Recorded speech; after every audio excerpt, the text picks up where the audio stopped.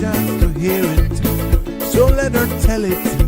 People on the streets say Sabrina speaks. Tune into the show, she will let you know. Tell all your friends and family.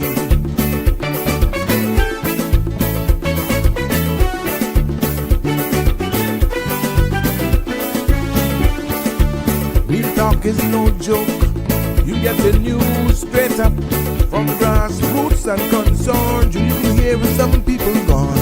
So tell all your friends to tune in to Good evening, Cayman. I'm Sabrina Turner, and welcome to Sabrina Speaks, your daily dose of clarity, truth, and community insights. Every weekday from 5 to 6:30 p.m., we're tackling the issues that affect you. From national headlines to grassroots concerns. Whether you're in traffic or winding down your day, this is your chance to hear it straight and speak your truth. So buckle up, Cayman. We're not holding back. This is the show. We gotta let you know. Now we got to go.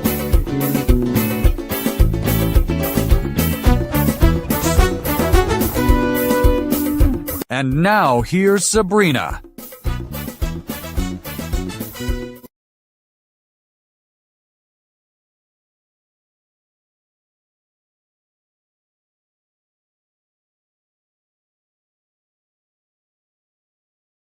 Yes, good evening, Cayman. And to our Sabrina Speaks family tuning in from near and from far. Sorry for that little delay there. I must say I'm feeling much better today. Thank God I sweat like a bull.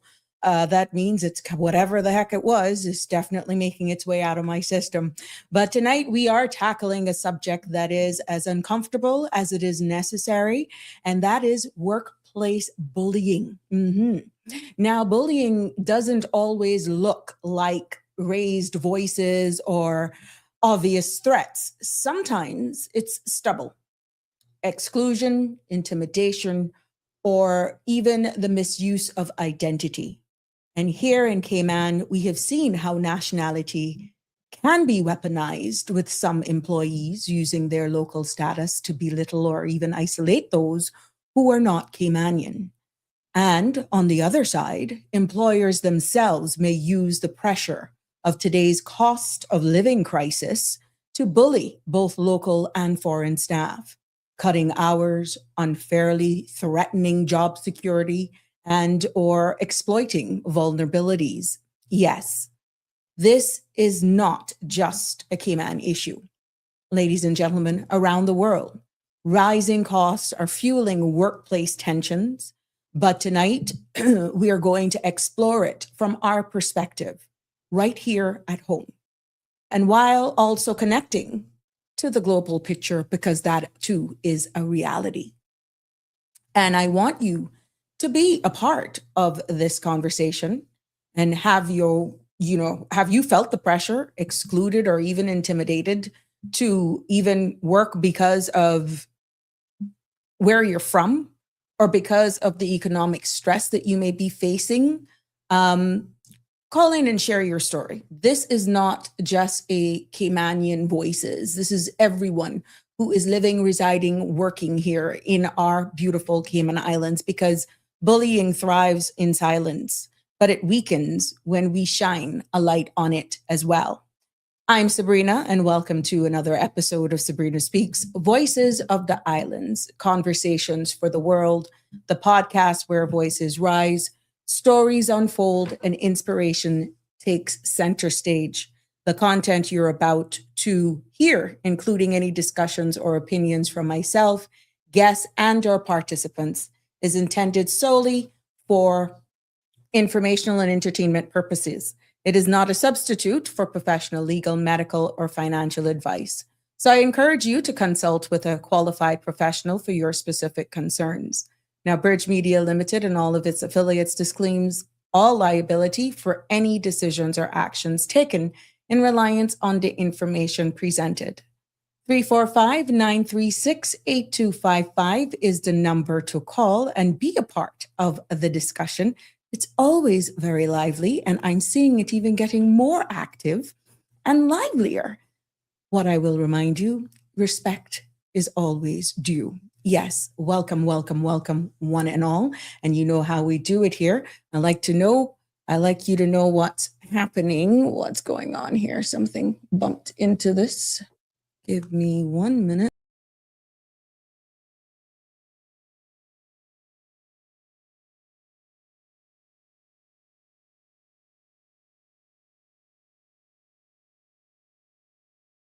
How that looks. Yeah, there we go. Much better. Thank you so much.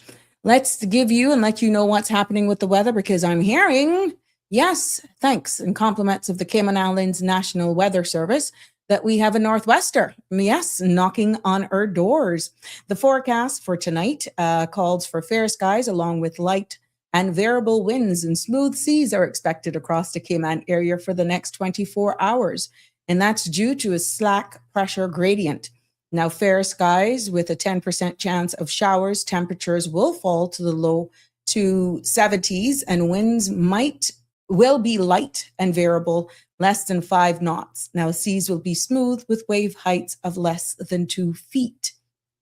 Sun will rise. Sun will set this evening at 6:06 and sunrise tomorrow morning at 7:02. Now, the outlook, as I said, is for an increase in cloudiness and showers late Thursday as a northwester approaches the Cayman area. That will bring with it fresh winds, and rough seas are expected on Friday associated with this feature. Northerly and westerly swells are also expected, and a small craft advisory will be in effect from Friday as rough seas and westerly swells will be expected. Yes, so there you have it right here of what you could be experiencing in the Cayman Islands in the next couple of days. We always welcome those northwesters, especially this time of the year. And I for one, welcome it, because those, when it hot. I don't know about you, but I like this time of the year when we actually get northwesters, don't you? There we go. Yes, we're live on CMR. There we go. There we go. We're live. I was just making sure all of my links went out. So there we go. Yep. I didn't have anybody showing up or popping up on MySpace today for birthday. So please, still, I am celebrating. I it is my opportunity to still send birthday wishes and celebrations out to all of those who I may have not come up on my radar celebrating a birthday today. Happy birthday, happy anniversary, happy whatever it is you want to celebrate. Happy life.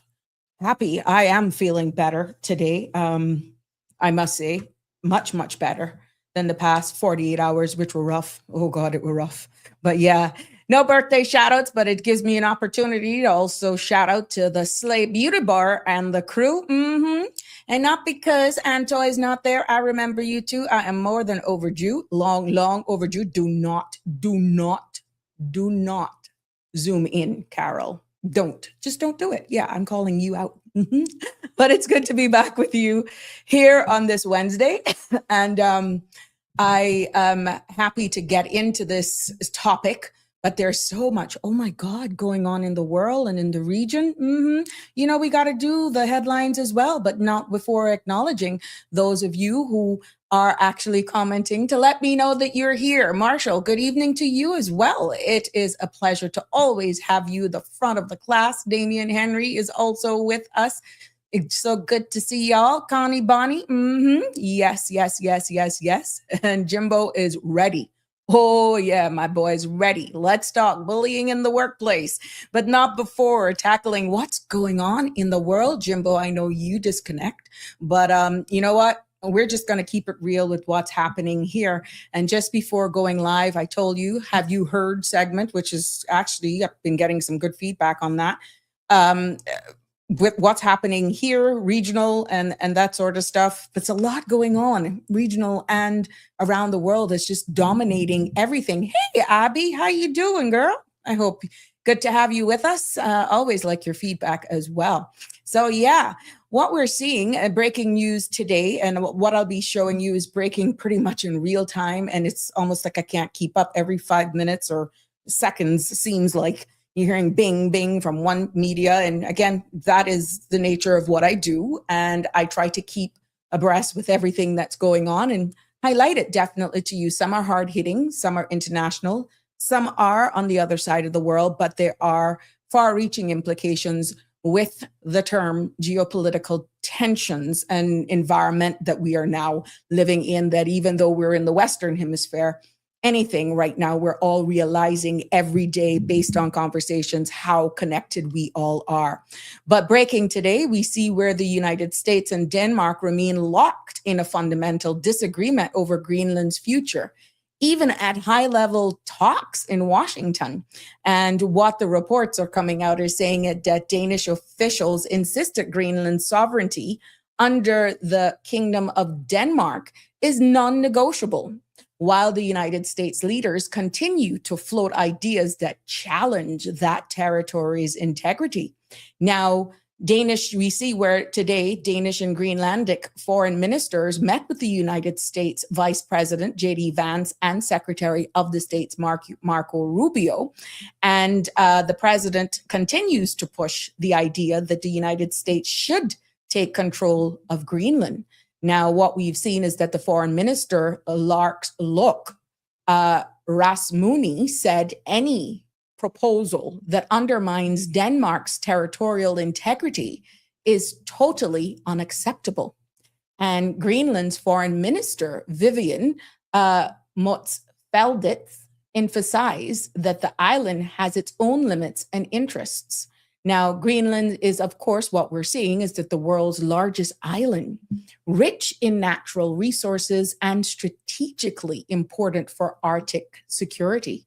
Now, the U.S. sees Greenland as a vital NATO and defense, while Denmark insists sovereignty is not up for negotiation. Again, this is being repeated. It's like we're just going to repeat what we are.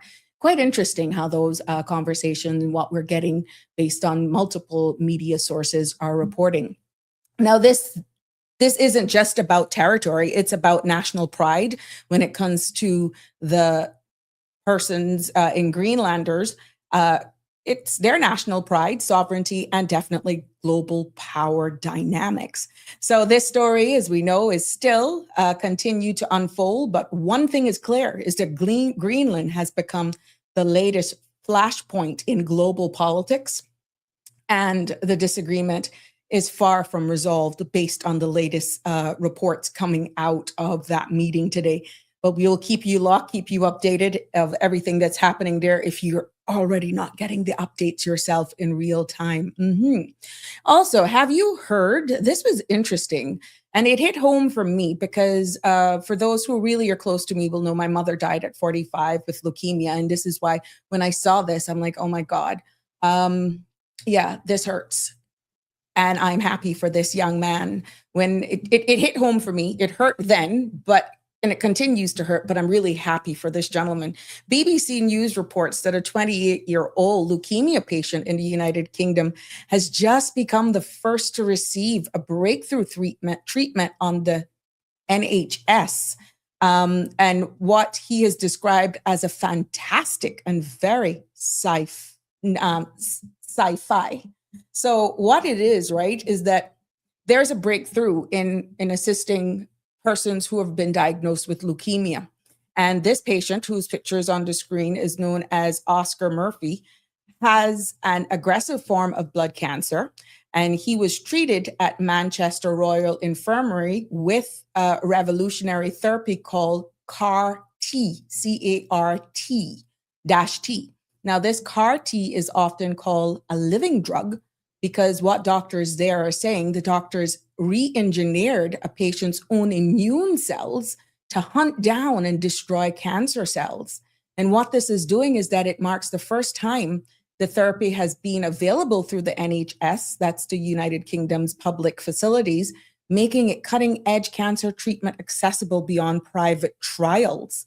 What the findings of this is saying that CAR-T has shown remarkable success in patients who previously had no other options. And it's part of a wider shift towards personalized medicine where treatments we are seeing now are tailored to each patient's biology. Can you imagine that? Now, please note, It's expensive. It's also complex, but potentially life-saving for aggressive blood cancers. And we know that there are a number of these disorders out there. But the UK's rollout, what they're doing with this rollout, shows how national health systems can make futuristic therapies accessible. Kudos to them for seeing that. Now, what we're seeing is that you can see that smile on Oscar's face is that he calls it's sci-fi. He's calling it sci-fi because it captures a sense of hope and wonder around this therapy. And for patients with aggressive leukemia, and this CAR T can mean the difference between exhausting conventional treatments and a real chance at going into remission. Now, why again I said this hit home to me on more than one front is that, of course, I lost my mom to leukemia, but it also brings it home. And here in Cayman, and we don't yet have access to therapies yet, because this is, of course, as Oscar calls it, sci-fi. It's new, it's breaking. Therapies like CAR T locally, but patients often travel abroad, we know for a fact, to the UK and to the United States, and for advanced cancer care. So this breakthrough highlights the importance of healthcare access and affordability in small island nations. We have seen persons who are trying to navigate even cynical here, who just wants that hope, that chance. And communication is so key when it comes to accessing healthcare, knowing how to navigate yourself around if you're a cynical patient, or knowing your rights when it comes to insurance, which we've had our experts on here, to be able to actually get access, and it's hope.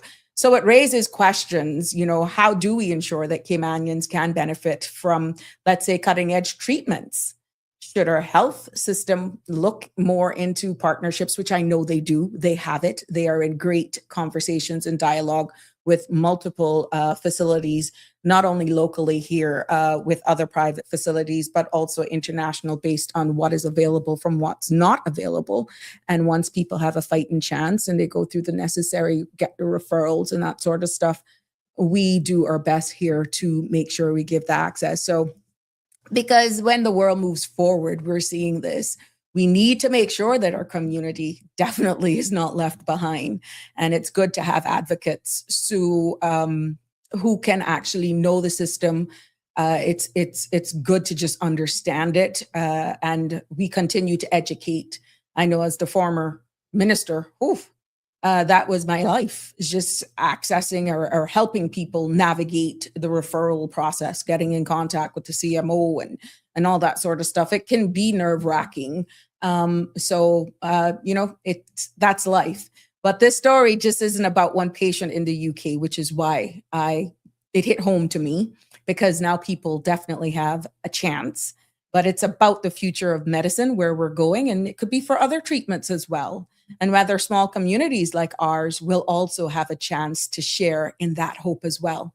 So if you didn't know, there you do. Congratulations, Oscar, all the way here from the Cayman Islands. And I wish you all the best. Look at that smile. That's priceless. That's a smile of hope. There we go. Somebody gave him a chance and he decided to just go for it. There you go. Also, have you heard again? And on my way up to the studio, I heard it flashing on the news before I shut off the TV downstairs. But definitely by the time I got up here and on my screen, I saw where Forbes was reporting that the United States may strike Iran in the next 24 hours. Here we go again. Like, what the heck? Now, this is breaking international news, and it could have major consequences. Here we go again for global security. Yes. Yeah. And what we're saying is that the US officials are signaling that military actions against Iran is possible in the immediate term. Now, what we're noticing, based on all news media sources, and especially international sources, is that the tension follows escalating disputes over Iran's regional activities and nuclear ambitions. And a strike within 24 hours would mark a sharp escalation in already strained relationships, as we can see. Now, what has also put some more truth towards this breaking news is that the US, other media sources are also reporting that the US has begun evacuating some personnel from its air base in Qatar and as a precaution, as tensions in Iran, as I stated earlier, one continues to rise. Now, this military escalation and evacuation signal preparation for possible conflict. And these things have actually been spoken about more so in the past couple of hours, but this is the first time now that it's in your face, hitting a number of news sites of this imminent reality. And we're seeing the economic impact, should that become a reality, is that here we go again. Oil prices could actually spike, affecting global fuel costs and diplomatic fallout again. We're seeing where allies and rivals will be watching how the US manages this crisis. And some say, well, why are you getting there? Why? I got to report it, because Middle East stability, yes. Any US strike could destabilize the region further, affecting allies and rivals alike, as I said earlier. And when you look at it, Iran is a major oil producer, and conflicts could send global fuel prices soaring. We're seeing it here. It's impacting our utility bills. It's impacting the cost of freight and shipping and all that sort of stuff. We heard that on an earlier show this morning on Sandra's show, where the cost of goods over in our sister islands is through the roof. And one of the things is the shipping cost. Now, I'm quite sure if those people get an opportunity to defend themselves, who operate these cargo things, they will tell you probably what's driving up that cost. I don't know. I'm not speaking on their behalf. Is probably the cost of fuel. So geopolitical ripple is that Russia, China, and European nations are definitely watching closely, as any strike could reshape alliances and trigger, of course, wider conflict. Now, right here at home, we always have to bring it home. We may feel far removed from the Middle East tensions, but we can see what's happening here in the region in another story that I'm going to be bringing up here. But global events like this affects us directly through oil prices, shipping costs, as I alluded to, and definitely it could have an impact even on our financial markets. And what we're seeing is that, yes, there we go. I'm going to actually save this and put this up to make it relevant with what I'm saying. So you guys know I'm not talking craziness. It is the actual truth, what I'm saying, out of another source here. There we go. Yeah, that could mean, here we go again. Another confirmation that, a strike on Iran could mean higher fuel bills, more expensive imports, economics uncertainty, and trickle down definitely to everyday life right here in the Cayman Islands, because global events like this affects us directly. But again, here we go. Thanks again for sharing that with me. China warns on Iran breaking. This is breaking news. China says it will protect Iran if the US attacks. So here we go again. Another global big player in this geopolitical space. But this is a developing story, ladies and gentlemen. And the next 24 hours could be pivotal, 24, 48, 72. Once there is a risk, every second actually is pivotal. But we'll keep watching on how this unfolds, because what happens, as I said, in the Middle East doesn't stay there. It touches all of us, even here in the Western Hemisphere. Of course it does. So thank you very much for sharing that image with me. Yes. And look, another thing that hits home, and I know some of you are going to be worried as heck. You might have seen the story, and if you haven't, I'm going to try to bring this in a synopsis for you. And this has also been backed. CMRTV.com has done an article on the US visas being halted right now. And guess what? Some of our SIDS, small island development states, are in there. And guess who was also in there? Jamaica. Even the Gleaner has it up there that Jamaica now is one of 75 countries that is included in this. And the United States has announced a halt on these immigrant visas for 75 countries, including Jamaica, as we can see here. And the full list has not yet been released, but early reports suggest that it spans Africa, the Middle East, Asian, Latin America, Russian, and even some of the Somali islands development states, as we can see here, one of them being Jamaica. Now, what we have seen, and so far, what is local is that our Cayman Islands authorities confirmed that we are not affected. We're not on this list. But with no United States embassy here, and we know how reliant we are on US visas, is that we travel to Jamaica. What happens in a case like this when Jamaica is named on one of those as one of those countries, and we have no embassy here, and we remain dependent on regional consular services, and we are told here in the Cayman Islands to go to Jamaica. Now, the suspension really in the broader context of what this means is that it's focusing right now on immigrant visas, green cards, permanent residency applications, but tourist, students, and business visas are not included, okay? And the rationale given at this time is a review of vetting and public charge rules.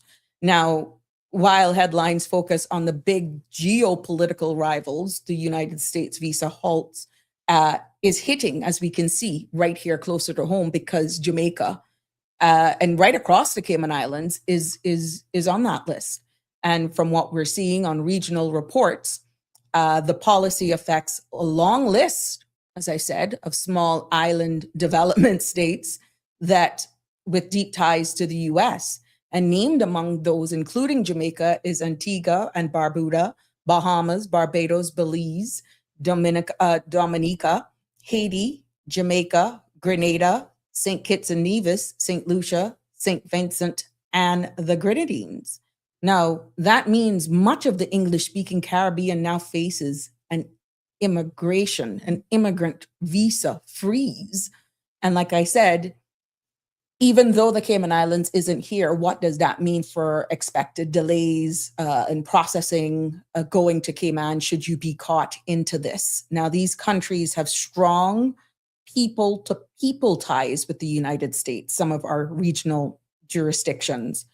Families, education, healthcare, business connections. The operative word is connections. And what these freezes disrupt is migration pathways, families reunification.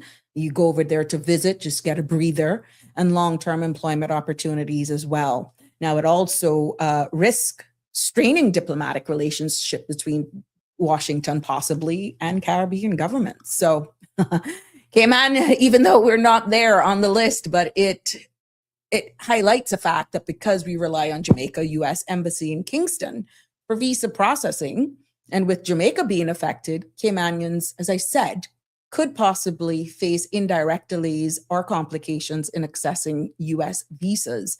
What this does, though, my friends, is that this highlights Cayman's vulnerability without a U.S. embassy, so to speak, presence on island, and we're always dependent on regional hub.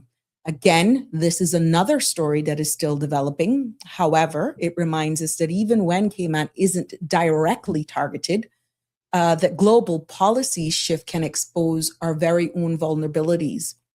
And the key here is that access, matters. And without an embassy here, we should even be more vigilant and keep informed with our local media sources for further information and developments on this. Yeah, so my love, this isn't just about geopolitics from what we're seeing here. It's about families, in this case, communities, and everyday lives across the Caribbean. And for Cayman, again, I can't say this enough. It's a reminder of how global decisions can ripple right into our own region. Yeah, so it's real, guys. It's almost second by second we're seeing these sweeping headlines and realities. I know there was another thing of the United States and freedom of speech with the UK. I didn't get into that, but I will actually look at that other headlines as well. Thank you, my friend, for sharing that with me earlier on. I will look into that, but feel free, 345-936-8255. Share that clipping with me and let's see what we can do with it as well to be a part of this conversation. But it's good to have all of you for those of you who are just joining us. Abby says it's hilarious that he said he wants Greenland so Russia isn't a neighbor, as if Alaska isn't already their neighbor. You know, I saw that last night on a sitcom, and I just chuckled to myself, and it's like, one of those moments. Yeah, you got to know geography to really figure it out. And it was quite comical when somebody actually do it as it's one of those late night ones. They were doing it as their opening thing. And Abby, you're quite right. Jimbo Norris says, my sister passed away less than 3 years ago from a rare form of leukemia. It was painful to watch her dwindle away. More painful for her, however, she was a fighter and a champion till the bitter end. So was my mom. And I'm actually going to be 52 this year, Jimbo, and I can't believe I've outlived my mom. Yeah, I was actually scared. I think I shared the story with you guys once upon a time that I was scared to reach 45, 46. I was just petrified because I know I lost her at such a young age. And it was like, oh my God. Yeah, it was in the back of my mind all the time. But here I am. I give God thanks. I do my best to try and keep healthy, even though some of you know what my loves are, but everything in moderation, just as you said, Jimbo, everything in moderation. Barbara G, good evening. It's good to have you here with us, to always have you on board. I hope you're doing fine. Yes, thank you. Yes, she was very young. Mox Jock. Bullying comes in many forms, more stubble than some are even aware of, and the perpetrators are extremely sick individuals. Thank you for that comment. Welcome to the show. Harry, welcome. Good evening to you. Yes. I mean, just totally ridiculous. You can't just ban people from 75. Really? That's almost funny. You see what the man's doing. You do whatever he wants, it appears. Yeah, it's all for us. Harry, I could be honest with you. What it's showing is the strength in numbers and how many of the small island developing states and also world leaders, how much who are willing to stand up to protect their sovereignty and to just band together. We know that here in the Caribbean, we are limited because we're so small, but we're giants in numbers. So the UK controls foreign policy, so does the Cayman Islands. Ever ask the British Foreign Office to do something for them? Or is most of it done through Jamaica? The British Foreign Policy, so does the Cayman Islands. So the UK controls, okay. Cayman Islands have a British Foreign Office, something for them, or most of it is done through Jamaica. And there are good relationships between the deputy governor and the Foreign and Commonwealth Office. But once it comes to U.S. visas, we were always directed to Kingston office. Yeah, we do have a U.S. consular here, for the record, but their services are limited to American citizens. But they don't process visitors' visas, student visas, that sort of stuff. We're referred. Our place to go to, unless otherwise instructed, would be between Kingston is where we go, but sometimes we refer to Nassau, Bahamas. Put the Cayman government just asked London to do it instead of Kingston. Let's see. I'm quite sure our powers that be are doing what they have to do. Connie, you something else, Live happy. The Iranian people deserves freedom. They do not want to be Muslim. They know Islam is false. They have been saying it for years. This is the young generation fighting for freedom and water. Freedom and water. Okay, live happy. Connie Bonnie, what a bangarang. I can actually hear you saying that now. I can't help. Real Michelle says, hey, how are you? Welcome to the show. I can't help but find it very interesting that Cayman is excluded from the list. I wonder why. What I'm hearing is we are British Overseas Territory jurisdiction. That could be the reason, but I'm not speaking on behalf of any of the powers that be. Thank God we're not. So far, so good. And I guess we are, I don't know. It'll be interesting. But this is one time you're glad that you're a BOTC. The real Michelle, this is one of the things that that hit home when I saw that breaking news when we said whether or not independence or remain a dependent to the UK as a BOTC. When you look at those countries in the small island states, no BOTCs on it, right? They're all independent CARICOM. Some of them are CARICOM, if not all. So it's a bigger question at hand, and it all depends on, I guess, on how you play the game.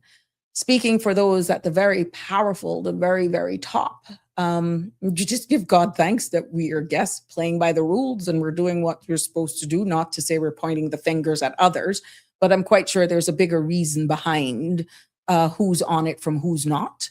We just have to make sure that we keep our eyes on it and give God thanks every day for us remaining in the good graces and being blessed to be in the Cayman Islands. And it also speaks, I feel, a lot of the governance that we have, some structures. And this is why a lot of people speak out when they see certain things slipping away, even though it's a few in number and we say people are scared to speak up.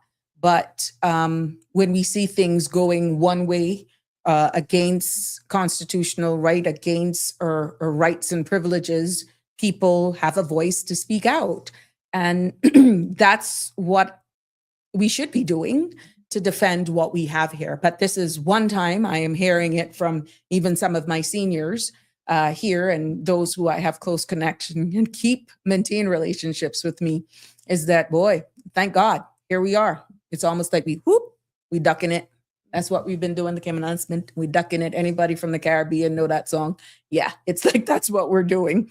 So we got to give God thanks for being here in the Cayman Islands. Proud to be Caymanian is one of those songs now that we play with our national anthem, as all of the turmoil pretty much around us is becoming a reality. And here we are, still standing firm and strong. And I thought I saw an article where it shows where our surplus in or revenues or something. I don't quote me on it, but whatever it is, financially, this jurisdiction has outdone regionally. I think I saw a number of 20% versus some of our other counterparts in the region, small island development states. So things are looking good for us.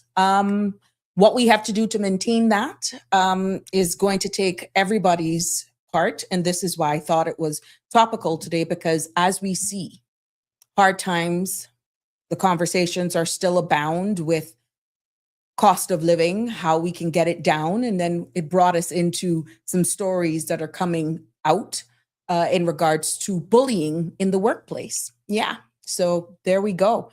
But 345-936 is the number to call and be a part of the discussion. And again, welcome to those who have just joined us. Welcome back to another episode today of Sabrina Speaks. We got a hard stop at 7 because we got sports coming on at 7, and I do not want to cut into anybody else's time. And today we're going to be tackling a tough but important issue, and we're talking about bullying in the workplace. Not the schoolyard type. Sometimes it may feel like that, but the stubble, sometimes harsh ways it shows up amongst adults right here in Cayman. This talk is not just for Caymanians. This is for anyone. When I say Cayman, I'm not labeling a nationality to it. You're able, you're willing, if you're welcome to call in, participate, speak your mind. And even if you have suggestions, share them right here, as long as it's done respectfully. And we will maintain decorum here because everybody's opinions matters. But I want us to look at it from two angles. How employees bullies each other. Yes, because that's a reality.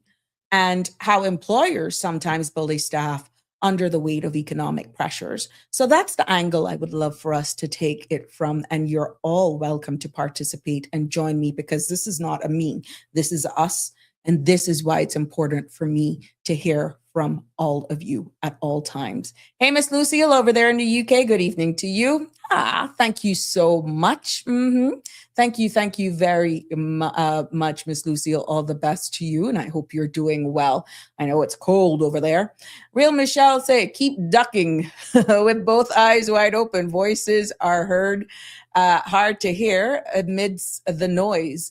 and false veil of this thing called freedom of speech. That was exactly one of those articles that was sent. I was tagged in on Facebook, something about that, and what the president of the United States was saying, something in the UK. I'm gonna get at that. I'm gonna look at that, and maybe I can cover that tomorrow and what that means, break that down for you, because I think that's signaling something. And again, because it is the United Kingdom, how can that trickle down here to us at the Cayman Islands, Real Michelle? So that's exactly what that article was.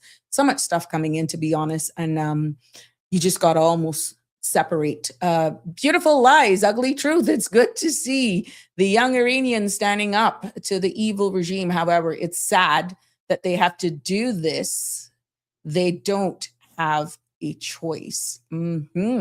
I hope that that'll never get to us here, to be honest. And this is why, gosh, but it feels like these people that part of the world have been fighting from a time I could have come up to understanding and being aware of what's happening in the world. I mean, you always heard those part of the world constantly fighting. And oh my goodness, it's like from generation to generation. And I hope to God that that never is the case here. But if we don't start speaking up, my love, oh my God. Keith, how are you, my dear?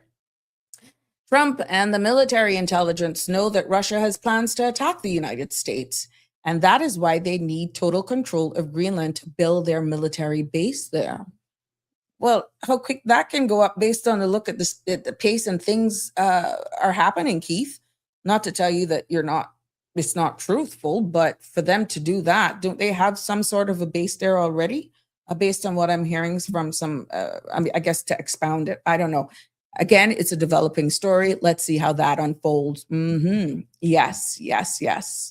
Thank you very much. Rosie Rose, how are you? Good evening. Happy New Year to you as well. It's always good to have you join us. Harry, what's bollocks? The U.S. has full military across Greenland. I know I saw something. Harry, thank you for confirming that.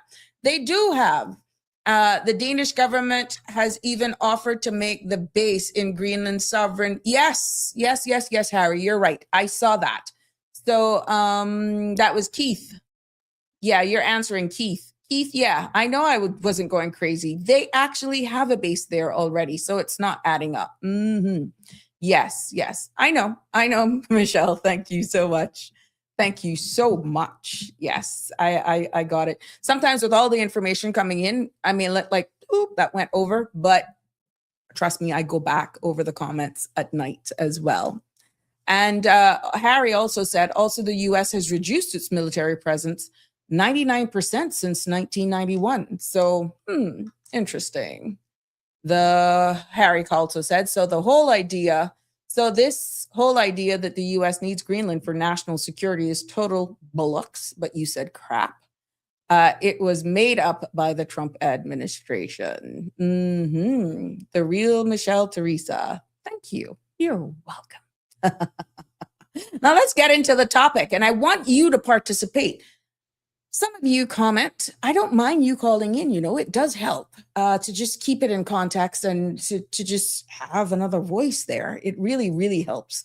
I'm going to tell you, I see the UK dropped the digital ID. We covered that the other day. We did that as a breaking news of the Have You Heard segment. Again, that's power of the people. Now let's start with the employee side of things. And anywhere during this, if something pops up or you have a story to share, please, by all means, join in on the conversation. What we notice here in Cayman is that it is obvious. We're a diverse workforce. We have locals, we have expatriates working side by side, and Caymanians and expatriates so close. Many of us share offices, of course, the construction sites, classrooms, and even hospitals. Whether you are an employee in this case or someone accessing service, I'm going to tell you, based on what we're seeing here in our country, you're going to cross paths with an expat. However, what we're seeing with that diversity can be twisted into division. we're seeing, just like other jurisdictions, where natives of their own country are fighting with their life to protect what's theirs, for respect of their identity, their country, their rights, their citizens, but there's a balance as well. Sometimes what we're seeing now in defending that stance becomes a dividing line. And many Caymanians, we have heard it on many platforms, may feel sidelined. You see it in the workplace. You may feel belittled. You may feel as though you're treated as though, they're less qualified, even though they may have been doing a role for a number of years. Because they don't look a certain way, they don't speak a certain way, they're automatically felt as though you're not good enough. On the flip side, expatriates now, too, can feel targeted as outsiders. And they can feel blamed for taking jobs. We see it. We hear it. Bullying here, as I said in the opening, isn't always loud. It can be an exclusion from even meetings, derogatory and defamatory statements or remarks, or being loaded with extra work sometimes simply because of where you're from. And Caymanians may hear comments that questions their competence or be excluded from opportunities because of stereotypes. How do we strike the balance in defending and standing up for your own rights without being labeled as a bully because you're standing up for your rights, because you may be outnumbered? How do you do that? And what we're also seeing is expatriates may be ridiculed as outsiders because they were favored for a job for whatever reasons over a Caymanian. Where the Caymanians are lashing out is that they're saying we're seeing far too much of us being excluded, far too much of Caymanians not even being given a chance. And that's where then we're seeing a fight back in nationality becoming a power tool. And it's used to elevate one group while diminishing another.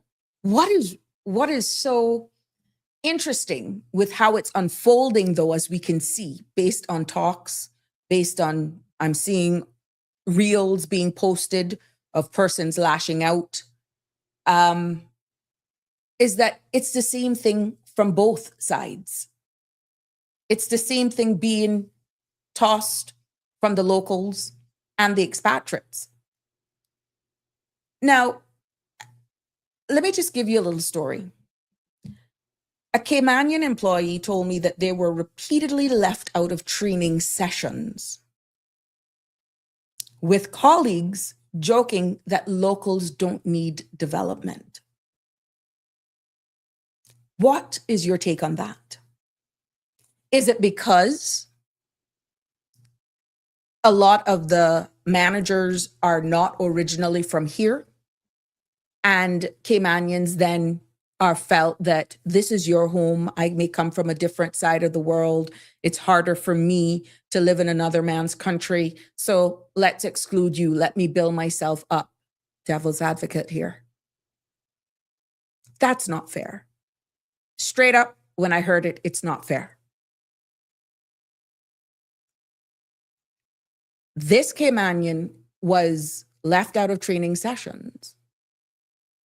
And it was like, where do I go? Who do I turn to? Because everyone that I go to, they weren't locals, so they felt that they would not have been understood.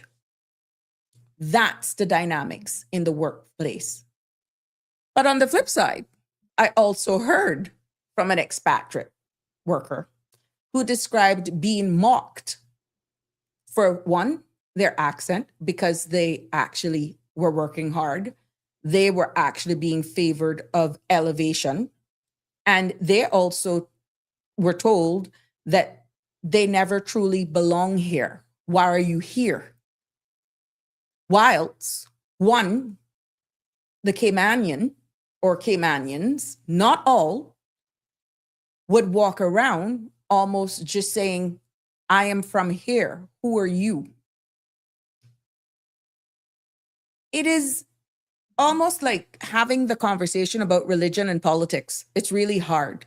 When you have a local who almost is weaponizing, as I'm saying, because I'm Caymanian, that they just go around dropping that word here and there. But yet, when they look at themselves and their behavior in the workplace, it is actually leaving a bad taste in the brand Cayman. Because when you look at job performance, they're not on their A game. They're not on their A game. So it is a balance. I'm not telling you that Caymanians are not sidelined. I have worked in organizations where I've seen it myself, surrounded by locals. And amongst ourselves, we're actually fighting down ourselves.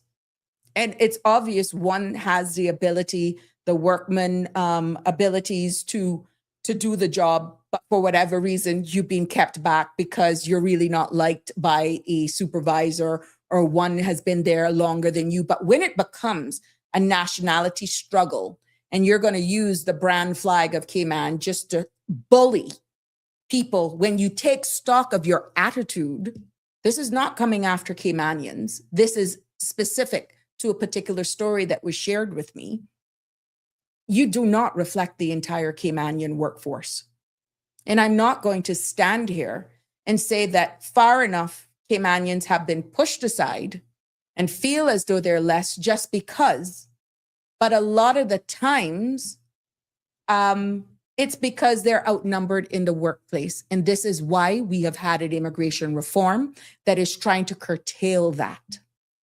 But at the end of the day, if you ask some of our Caymanian employers, which I've had multiple conversations, even those persons who need minor repairs around their homes, they would prefer to call a reputable company versus a small mom and pop Caymanian-owned company to say, let me help my own. There's always a delay.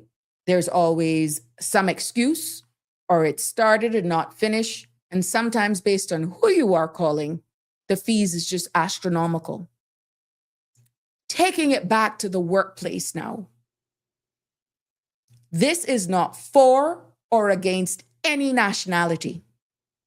This is just, we have to survive, both as employees and employers, and we have a job to do.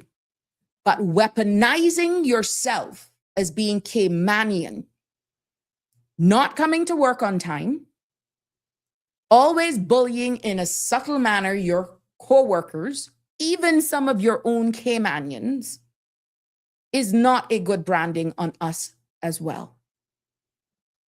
I'm not here to scold a soul. I'm just here to put it into perspective. Because more and more, in certain industries more than others, there's one thing about standing up for your rights. There's one thing about defending your job over these foreigners. But there's another thing when it comes to self-reflection as well. There are a lot of Caymanian employers out there who have had and who has some excellent Caymanian employees.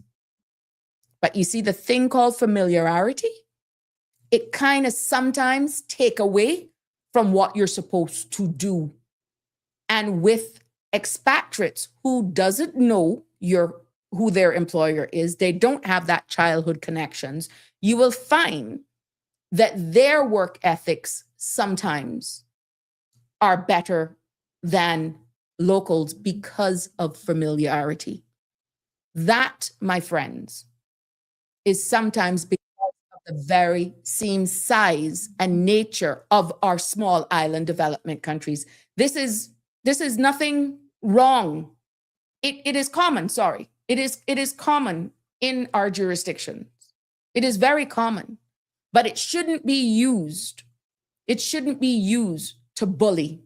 And I am telling you, if this stone has hit you, even your Caymanians are a little disappointed in that workplace with how you're behaving yourself.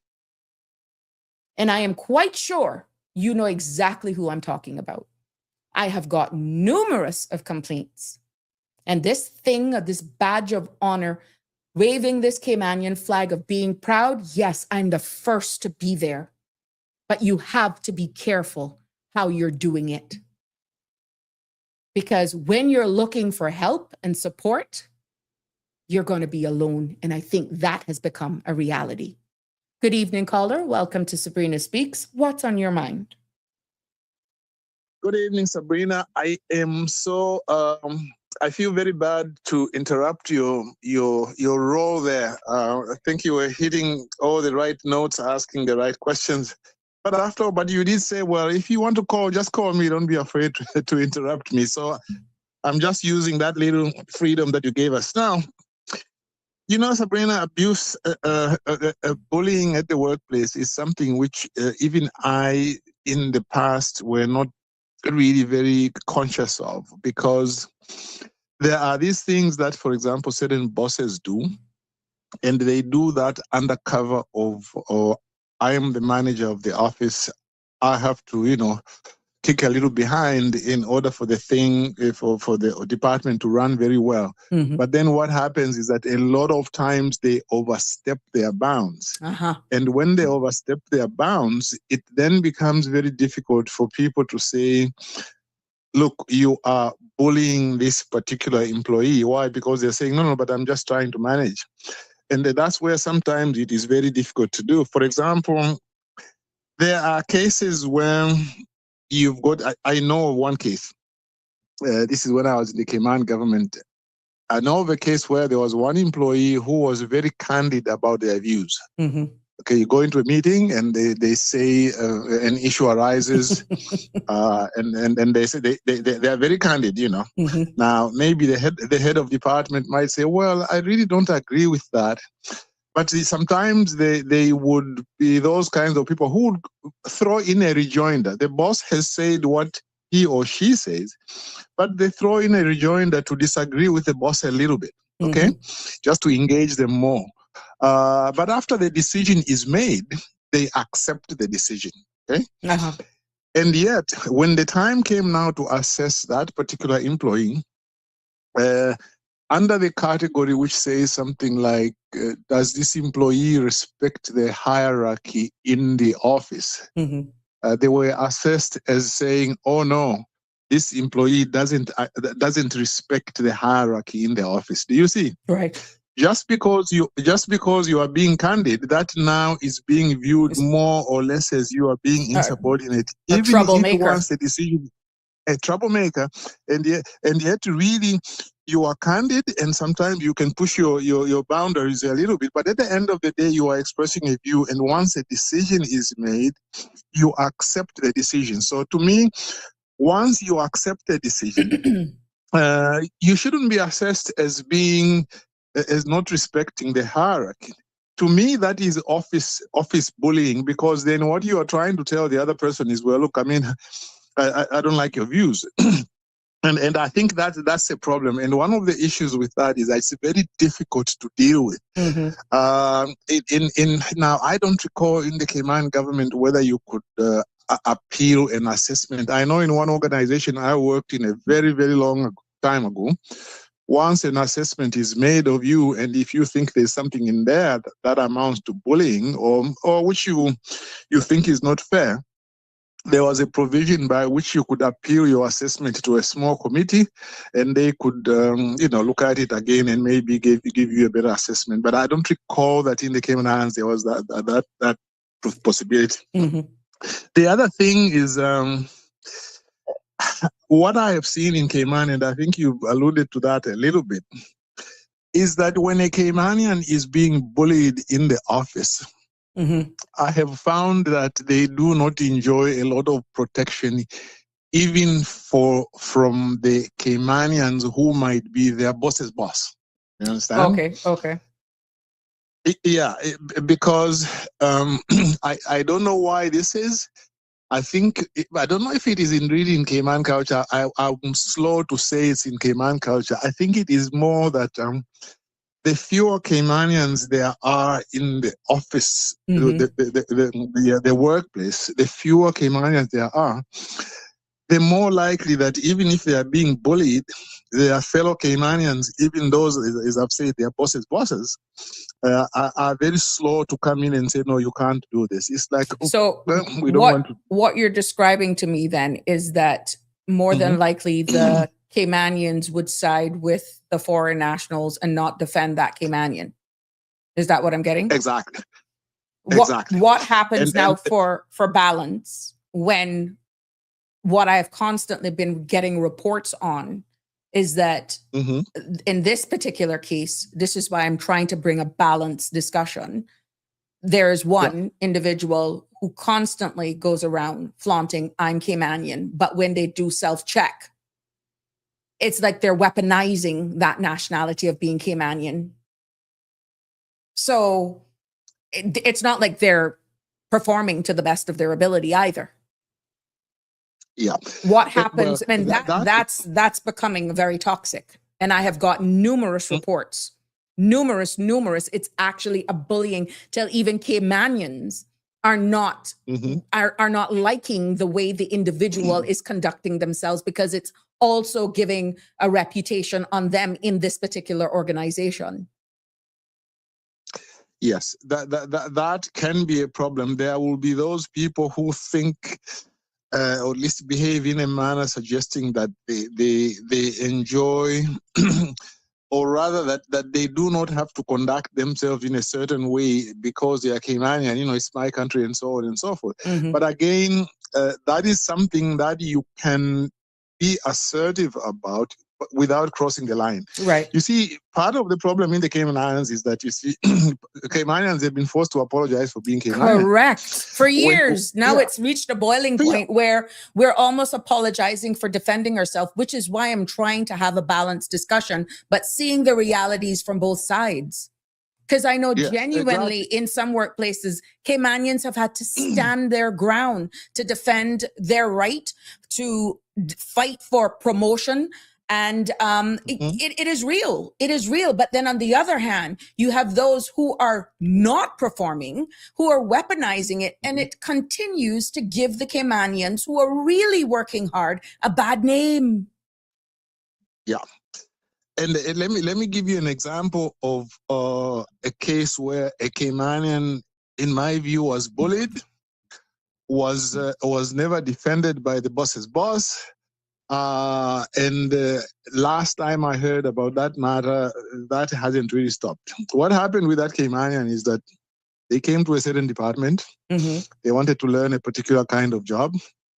And then the head of department told them, okay, let me be more, I won't mention a name, but let me mention this happened in the department I used to be in, but I won't mention a name.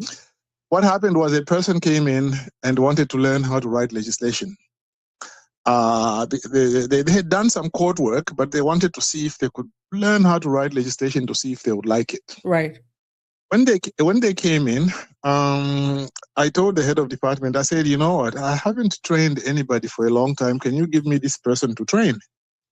Now, again, not out of personal aggrandizement, Sabrina, I've got a very good background of training people in legislative drafting. Right now, I train lawyers in Canada how to write legislation. I used to go to an institute in Rome in the 90s called the Institute of International Development Law, where I used to teach legislative drafting. That's how I first met my first Caymanian. who was Julian Banks, the late Julian Banks, who was the wife to Right. It's Loxley Loxley Banks. Banks' wife. Okay, Mhm. Mr. Exactly, who's I believe a sister to Woody DaCosta and so on. But anyway, so what happened is, so I do have a background without going into much detail, and I write a lot about that internationally as well. So I said, look, give me this Caymanian to train. You know what the head of department said? The head of department said, no, you can't. You can't train this Caymanian. I said, well, but why not? You know what she told me? She told me that I was not fit to train anybody. Just to block With you from all that training that Caymanian. That was a exactly. block. I mean, that was without again self-aggrandizement. I have achieved more as a lawyer and as a trainer, as a drafter, more than her. Without, I wouldn't even get into it. More than that head of department. But now, because I wanted to train a Caymanian, suddenly now you are not fit enough to train a Caymanian. But of course, the reason was because they just wanted to keep her down. Now, as if that was not enough, then she told the Caymanian, we want you first to go and get a master's degree in legislative studies before we start training you locally. Now, in fairness to the chief officer who used to be there, the chief officer said, look, yes, this person, we can provide an opportunity for them to go and train and get a master's, but surely that shouldn't prevent them from starting to train in the office. That looks like you, but to be fair, that was a status holder. Chief officer. But the head of department refused. We are not going to train her. Mr. Sinamba is not going to train her. She will have to go and get a master's degree before we can start training her. Now, you know what is the most stupid thing about that? This same head of department who was telling this Caymanian that you need to get a master's first, she herself, the head of department, doesn't have a master's. Okay. Yeah. So you don't have a master's, you can even become a head of department. How can you say that somebody who is just starting to train, that you can't even start to tell them how the job is done until they get a master's degree? To me, that is office place bullying. You are bullying the person. Which leads to, how do you defend that when it's your own? But yet we're doing sweeping legislation to protect it, but the behaviors then kind of questions our own survivability. And then you will have some who weaponize it, which goes back to the conversation. Yeah. And to me, it's good that you mentioned that, because what happened is when this thing came to a head, this Caymanian then complained to the boss's boss. I won't mention which particular boss's boss, but complained to a particular boss's boss. You know what that particular boss's boss said? Said, you have to accept the management decisions of your head of department. Now, to me, that's ridiculous, because to me, the boss's boss, who was Caymanian, should have said, hey, head of department, one, we have a policy in the government that Caymanian must be trained. So you have no right to tell somebody that they cannot be trained until they do X. And therefore, I'm giving an instruction to you, can this person be trained? As far as I'm concerned, the person who is offered to train this person, from what we see from their resume, they are fit to train. I'm giving you an instruction. Can this person begin to be trained? That's what I expected the boss's boss, who's Caymanian, to do. But she just in defense. The boss's boss said, in defense. Yeah, in defense. Yeah, But the boss's boss just said, well, just accept those decisions. It was one of the first cases, Sabrina, which got me into this issue, because I saw my Caymanian friends being persecuted together with me, with all my background. I was also now being told that you are not fit to train anybody, when arguably, I was the best qualified legislative drafter, and certainly the best known in the Commonwealth in that office. And yet I was being told as well, you have no, right to, you've got no competence to train anybody. So those are the issues. So to conclude this segment, there is a problem, I think, among certain Caymanian bosses who don't know how to protect their turf. Yes. I'll give you they don't know how to protect their turf. For example, one time another big boss was asked, why are you spending money training expatriates? You're spending government money to train expatriates. You know what this Kenyan big boss said? Said, no, but I can't stop anybody from being trained. What do you mean you can't stop anybody from being trained? In other countries, it's a policy. You do not use local money to train an expatriate. Like an expatriate is supposed to come to your country to do two things. One, to do the job that a local can't do, and where there's a Caymanian to train that Caymanian. So there is a lack also of proper ideological direction. I really very much agree with Roy Borden on this. Lack of ideological direction. I would love to take some Caymanian bosses to the country where I came from, which is a so-called independent country, how we used to do these things. Let me mention also, I loved hearing a number of Caymanians on radio recently saying, why are you asking us? Why can't you? If I say that I'm as a Caymanian, I'm entitled. Yes, there are certain things I'm entitled to as a Caymanian. It doesn't mean that I don't have to work hard and so on. But if I am qualified to do a job, and I am entitled to it before the foreigner takes it. I mean, so entitlement is there, but it has to be the right kind of entitlement. Yes, I'm entitled to be considered first and to be given the job if I'm qualified, but I'm not entitled to a job that I'm not qualified for. And this is one thing that I really hate when I listen to people sometimes talk about entitlement, because it all depends on the balance, because what we're seeing right now is nationality. We're seeing the impacts of divider and morale suffering because of nationality.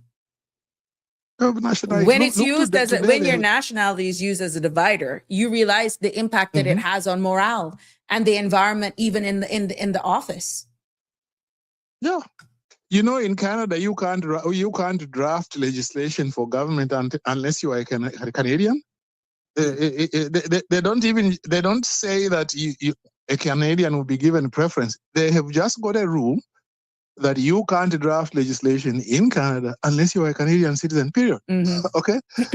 Why? Because there is a way they see that job should only be for Canadians because of its sensitivity and the need for people who are doing that job to be loyal. But if you look at Cayman, there is apparently no appreciation of how important it is that those positions such as DPP and other civil legal jobs in government should go to Caymanians.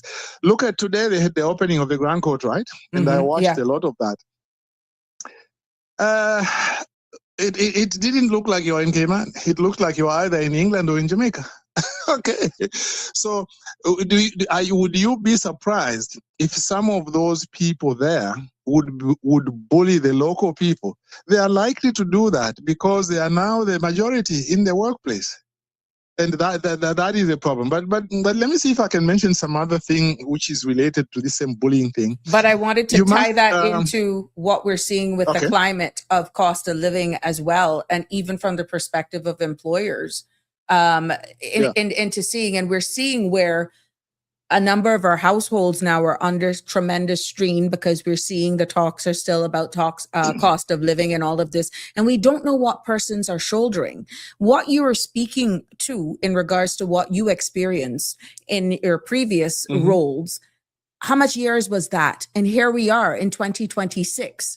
With the global geopolitical tensions, with the realities of cost of living not going anywhere, and we're still fighting to, one, hold on to a job, remain relevant in our roles, fight for upward mobility, and fearful of not being accepted.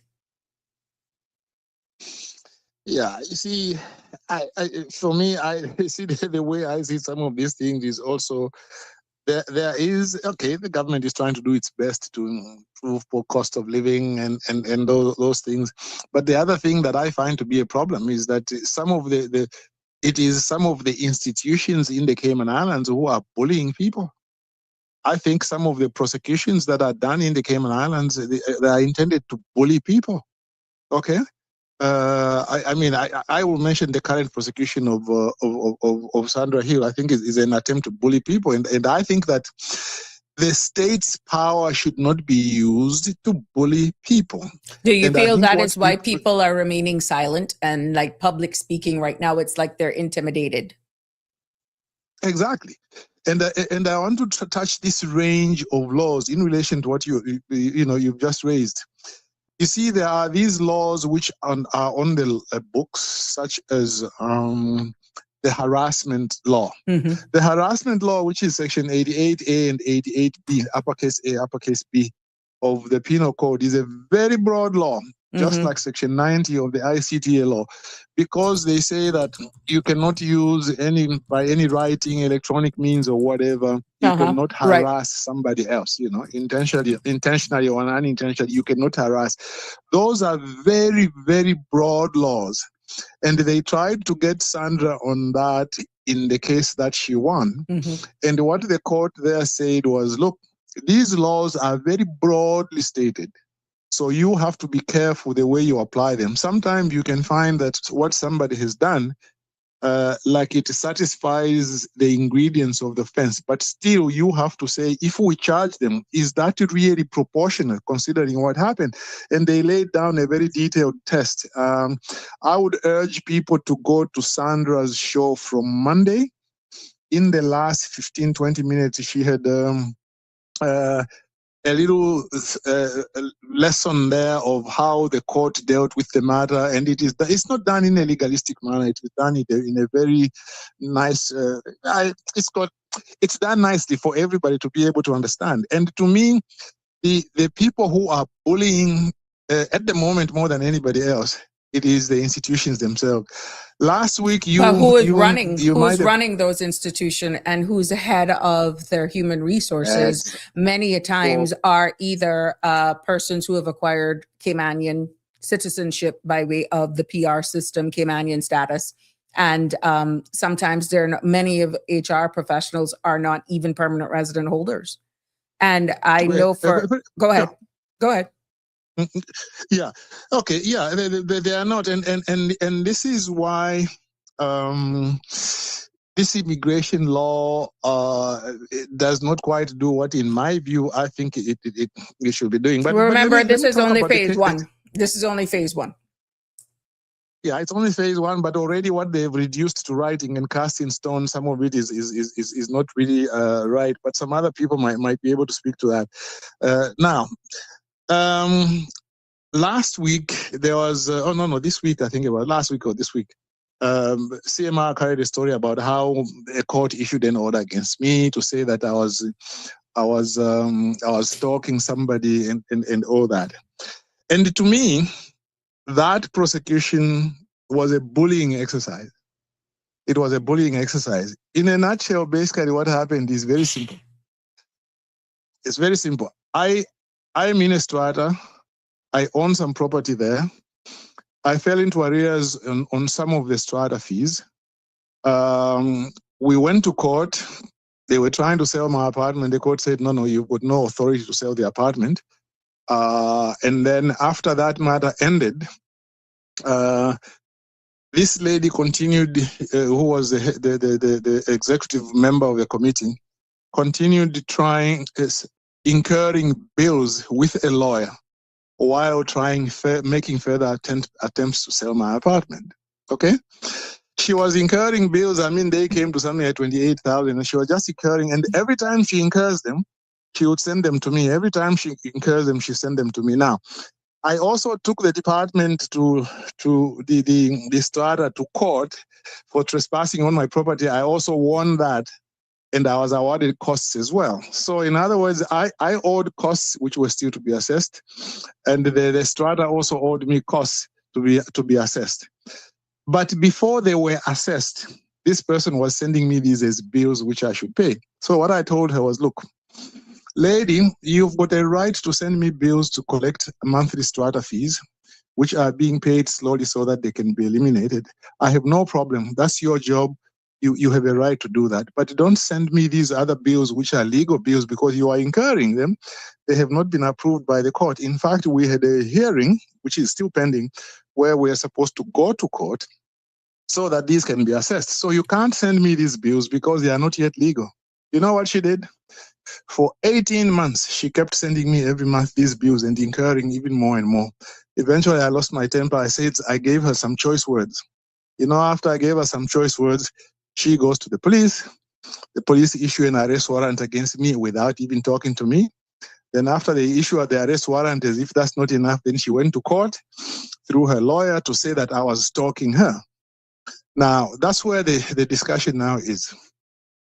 When we went to court, what did the judge do? The judge says, well, yes, you were stalking her. You know what I told the judge? I said, Judge, what she was doing in sending me bills which I did not owe, that amounted to harassment under Section 88A and 88B of the Penal Code. Okay, she is not supposed to do that. Particularly, she was asked to stop doing that. She did not stop. She continued. I asked her repeatedly to stop. She did not, and eventually I got mad and I had some very choice words for her. Now, they used those choice words for her to say you are stalking her.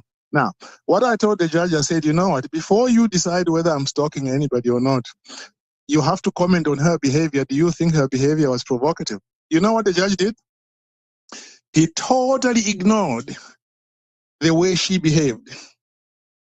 He totally ignored that. He basically said, well, she was still acting within her power. She wasn't acting within her power. That is fucking, that is stupid for the judge to say that, because you do not have power to try and collect fees which you are not owed. Okay? To me, the judge misused his authority. He was basically trying to bully me into a position where I was supposed to accept that whatever somebody does, I cannot be protected. And so what I have done is I've appealed that matter. I think it is a case of both the police and the judge bullying a member of the public in a matter which is very simple and straightforward. And by the way, I tried to have her charged for sending me those bills. You know what the police told me 2 days ago? They told me, we can't charge you. We can't charge her because this is a civil dispute which was taking place around the strata matter. But then when she went to the police and they wanted me charged, they charged me. They didn't tell her, oh no, this is a civil dispute. We can't charge anybody criminally. Do you see what I mean? Mm. In relation to the same matter, they told me they couldn't charge her. Why? Because it's a civil dispute. But when she went to the police, they would charge me because they said, well, this is a criminal matter. Do you see? To me, that's bullying. Oh, wow. You are misusing authority. And at the end of the day, basically, what I ask people in Cayman to do is this. Are you happy with this range of laws which are very broadly defined? Harassment under the Penal Code, harassment under the ICTA law, stalking under the stalking law, which are very broad and can easily be used to bully people. Are you happy with this? And are you happy with a judge who will look at a matter? After they look at the matter, they only look at what you did. They do not look at the other side, that the other side was being passively aggressive. Mm-hmm. Okay. And I ask people that in a case like this, don't look at the morality of it. The morality of it, maybe you might disagree with me that maybe I said things which were really very strong language, but that's the morality of it. There was a question. But are you happy? There was a question being asked. How can one stalk someone when they don't live here? Denver asked the question. Well, that's another very good question. In fact, what happened was this part around the strata, it ended in May 2025. It ended after this lady sold out her apartment and then she left the apartment. So I had no business to deal with her. She had no business to deal with me. That was in May last year. And since then, she never sent me any email and I never sent her any email. I never contacted her in any way. But do you know when she got this stalking order? She got it in December. In other words, 7 months after. How many people have had a spat which ended 7 months after, and then a judge comes up 7 months later to say that we want you to be arrested, and also that there should be a prohibition against you getting in touch with her. I haven't been in touch with her for 7 months. Okay. And she hasn't been in touch with me for 7 months. Do you see? So people should ask themselves, do they want these kinds of laws to remain on the statute book without some checks? Do they want judges who are operating in these offices to behave in this way? And the other thing I'll tell you, Sabrina, I asked the judge, I said, okay, I'm filing an appeal regarding this matter. Can you give me a record of the proceedings? They told me that they did not have the Zoom recording, the video recording. They did not have any audio recording. They did not have even a handwritten or typed written recording. They did not have even judge's notes. There's absolutely nothing. Mm-hmm. And that is contrary to the law. Under the law, it says that the Grand Court is a court of record. A court of record means everything must be recorded. Mm-hmm. There are so many things that are wrong with that. I think that the government should issue some directives regarding how to prosecute cases of this nature. I think, for example, Mr. Balika, in all honesty, sir, in all honesty, your question lies, how can the Caymanian think that these legislations that you're alluding to that is so broad if we're satisfied? How can locals know whether or not they can be satisfied or not when many a times, first time ever, line by line, people are even aware in our society of what some of the legislation really say? It's only recently that we're actually doing this line by line. So what you are actually referring to, really, unless you're a learned person in the legal field, and you now in your particular situation is being in this matter, you're looking at legislation for what they are, with maybe the exception of Denny and maybe even Siobhan with certain things. You understand, the common Caymanian is not going to even be aware of what some of our legislation says and the implications that will have on them, how wide open, the amount of loopholes that are there. And we're the only ones that are really putting the spotlight on a lot of things based on some of the subjects that we're covering. Hence, I started to do the informational civic engagement education on the Constitution. Yeah. You see, these are the things, because you see, a lot of us will only get to know about them maybe when it happens to us. Exactly. But otherwise, these laws are like a loaded gun which is out there and can go off and shoot anybody and at any time. Until you need to be defended, to stand for your rights, you lash out, not even realizing lashing out may actually be used against you defending your own stance because of how loose, how broad of interpretation a piece of legislation that you're thinking is there to protect you is really wide open. May the best man win, be it the defense or the prosecutor. Yeah. It's who gets the best argument at court that will determine the outcome. Who determine the outcome? And what I'm disappointed with in relation to the public authorities is also that they appear not to have taken seriously the guidance which was given by the Court of Appeal in the Sandra Hill case. In that case, they were very careful. They said, you know what?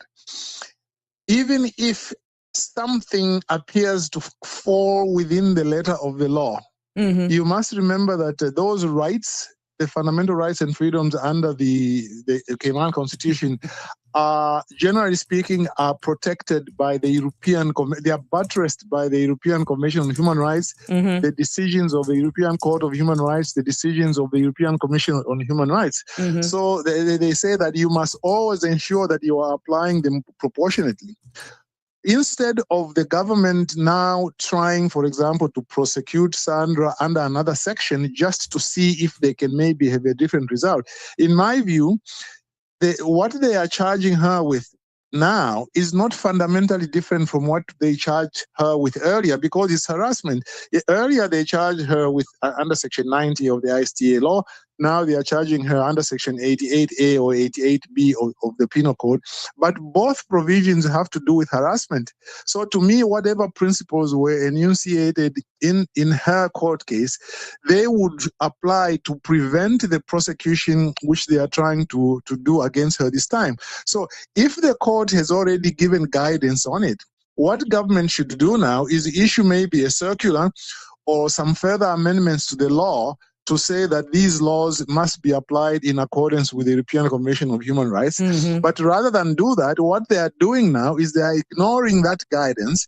They are trying to gamble now to bully somebody and to say, well, let's see if we can charge her under a different section and see if we are going to be successful. To me, that is wrong. Once the principle has been enunciated, then you must know that it will apply generally to a certain class of legislation and ensure that you protect people. Mm-hmm. That's why I still believe as well that I don't know if they have this yet. There is need for a proper guidance, a proper manual to guide how prosecutions are done. I can tell you, Sandra, I believe I'm capable of distinguishing moral issues and legal issues. They should never have charged Mr. Makiva Bush on certain of the offenses they charged him. Like the last one, which the ladies wanted to withdraw the charges. They said, we do not want to proceed with this. But somebody in there wanted him so bad that they charged him. Now, I believe he shouldn't have been charged with that. I also believe that his earlier case of him fighting with a cell phone with some lady there, I do not believe that one they should have charged him either. That was a 50-50 and so forth. So there is need for proper guidance on how you charge people.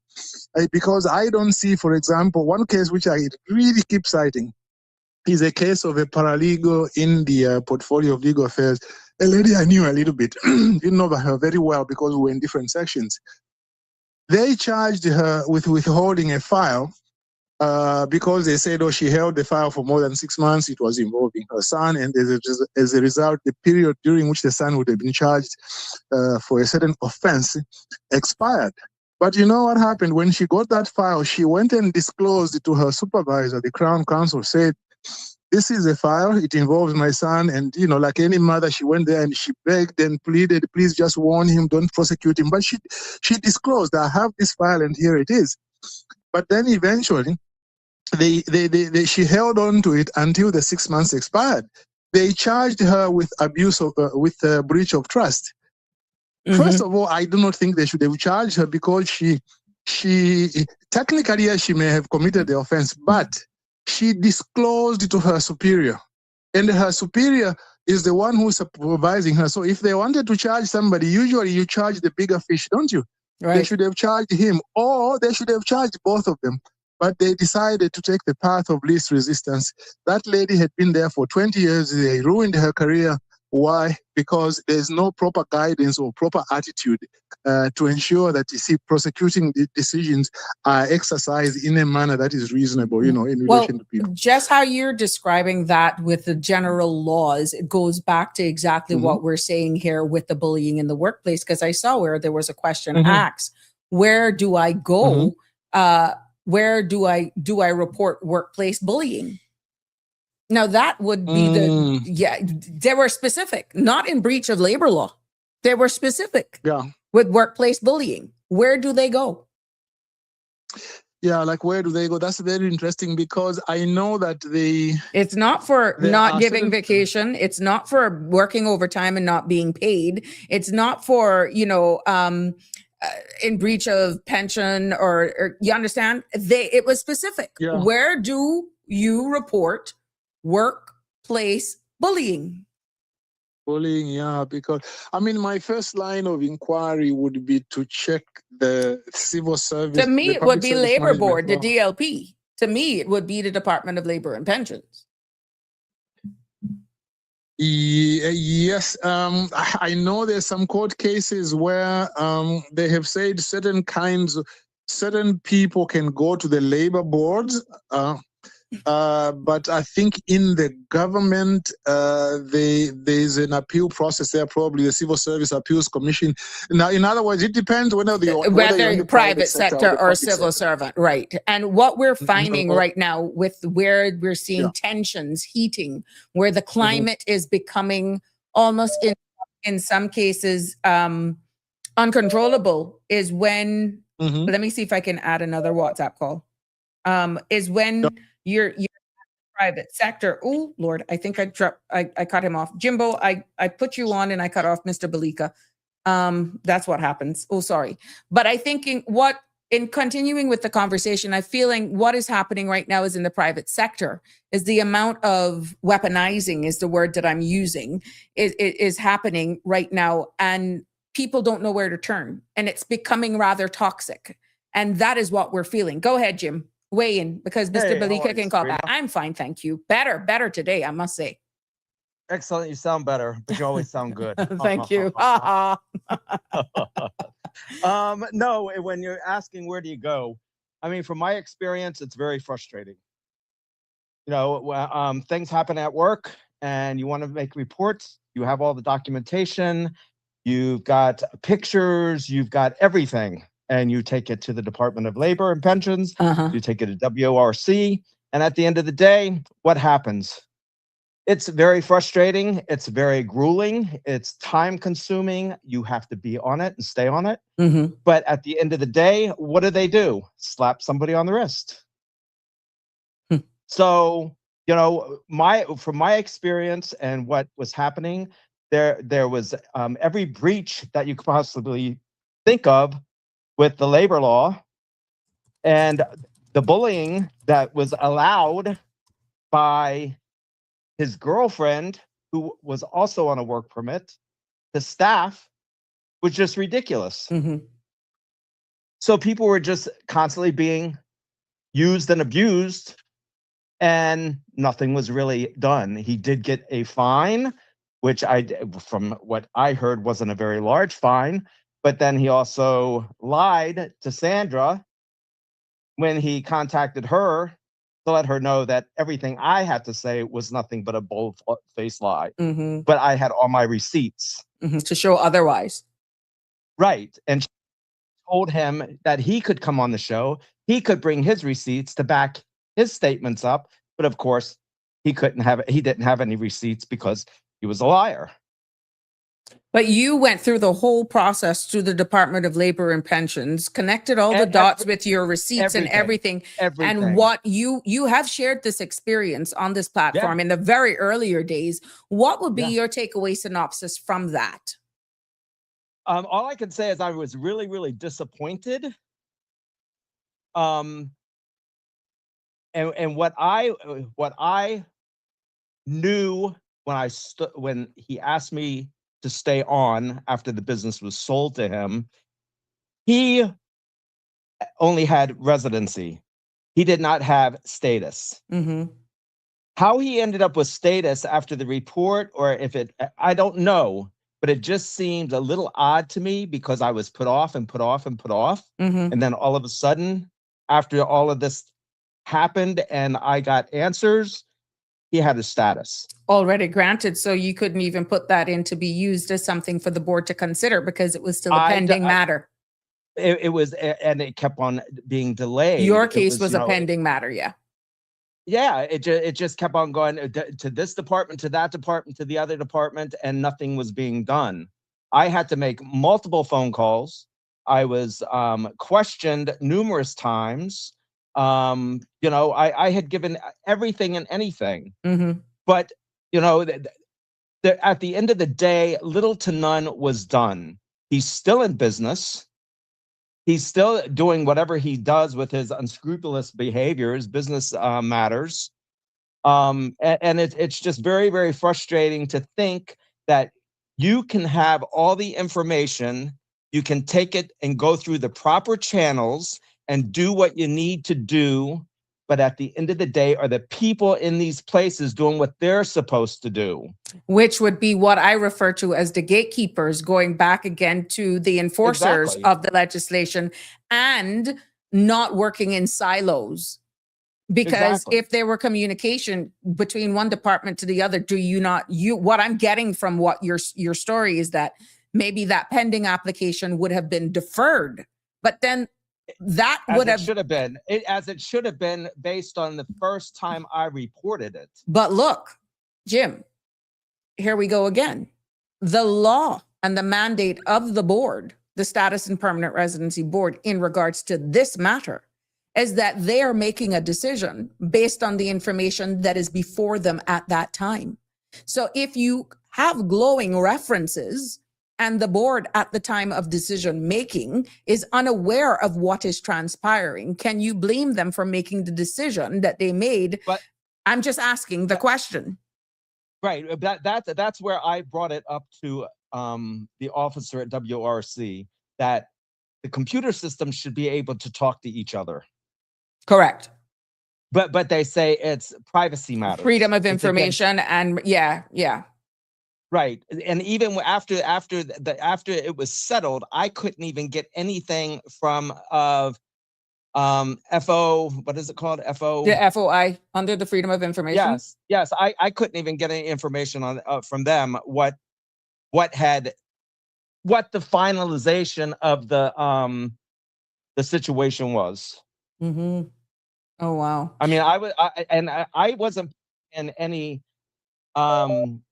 grievances on my behalf. It was for the staff that was being treated unfairly, not getting their overtime, not getting treated the way they should have been treated.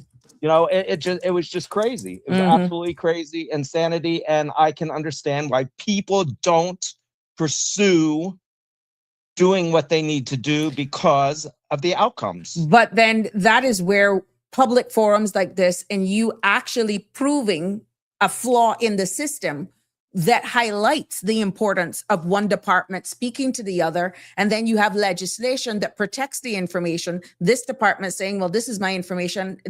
I cannot expose this information, is where we have to, and it goes back to what Mr. Balika was saying, the legislation, the regulations. Yeah. And I'm going to be very honest with you. Working in silos don't help situations like this. Because to me, a part of internal investigations and due diligence should actually be done across government departments as well to see if there are any, especially the DLP, if there are any pending cases that, let's say, person A or organization B that this person has a vested interest in has any pending cases. Because when you look at the criteria for one to decide on an application, be it permanent residence, status on the grounds of residency, naturalization, or descent, or whatever, it does have the guidance and guidelines and character, conduct, and all of those things are used to be taken into consideration. But if the departments, and in this case, the boards, the secretariats, are not, for whatever behind the scenes, have information, sharing information as a part of the due diligence process, besides that of a medical and a police record, this is what's going to happen. Yeah.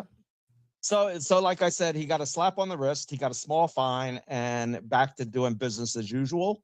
And it's most unfortunate because what he did to staff was outrageous. It should have never happened to the staff.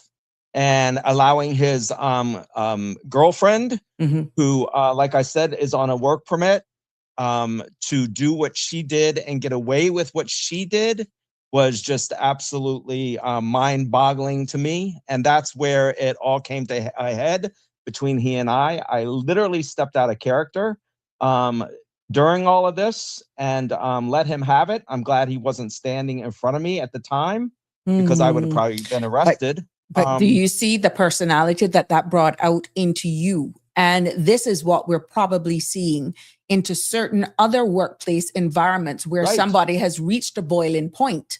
And it brings out a character, not that we're defending it, Jim, you understand? But I can see it from both sides. And then you have a system, having a system that doesn't appear to really be doing what it should for its people.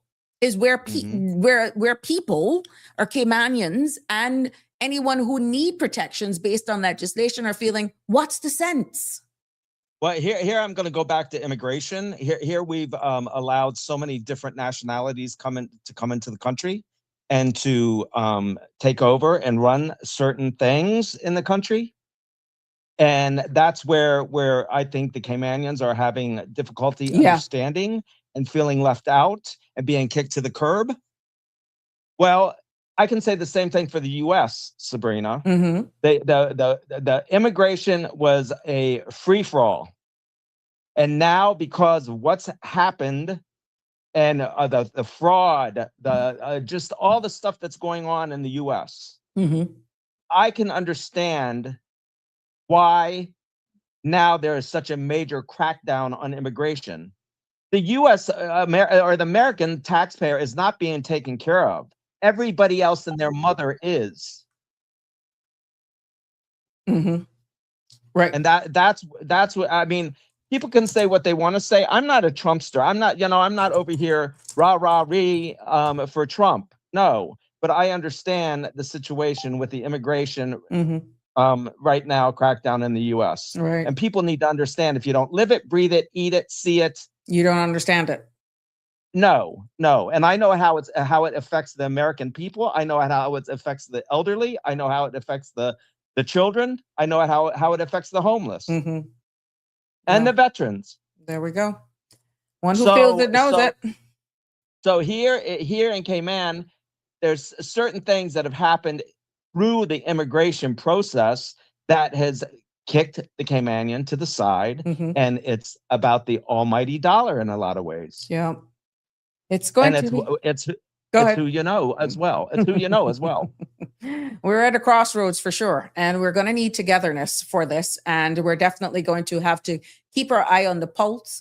Accountability keeps coming up, and where there is immigration and legislative period reform, we have to make sure that we educate ourselves, give a fair chance to ventilate it, and be listened and felt, feel as though we're being heard and our voices matter. Thank you, Jimbo.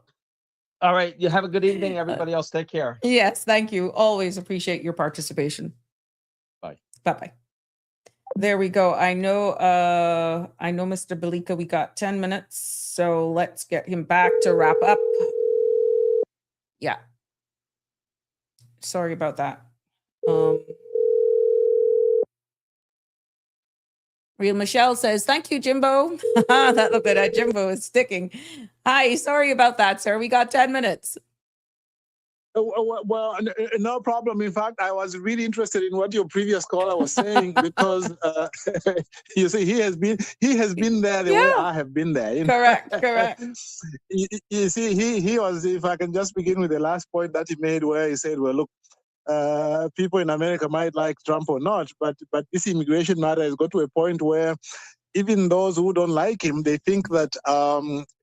There are aspects of that which he's doing right. I'm not quite sure that some of the things happening on the ground are great, but in terms of his approach to get tough on it, you see, in the States, for example, you have got people who, like particularly people in the Black community, who maybe because they were a convicted felon once, they therefore lose entitlement to social assistance. They lose entitlement to cheap government housing and so on. Okay, and yet maybe they might have been found only with a joint or that kind of thing. And yet you get these people who come in, just walk across the border. Okay, some of them are not really genuine refugees. They are just looking for a better life, that the way we all try to do. And then they are put up in a hotel at government expense and living freely, while people who were convicted of a little offense maybe 10 years ago, who are American citizens, some of them who are the so-called FBAs, Foundational Black Americans, they can't get social assistance. I mean, that is why some people, even in the Black community, Trump increased his vote from the black community from the last election because of that. Because immigration, at the end of the day, people always want to ensure that their local people are given preference. Now, the other thing that he mentioned also, the frustration about this person who, in the end, after all these misdeeds, ends up now applying, I think it's for status and so forth. I have seen that. Well, in this I case, know that a one case- got through. In this case, that one got through. Yes. I know one case of a famous person, again, I won't call a name. This was a lawyer who stole more than $100,000 from their partner. Their partner was Caymanian. Okay?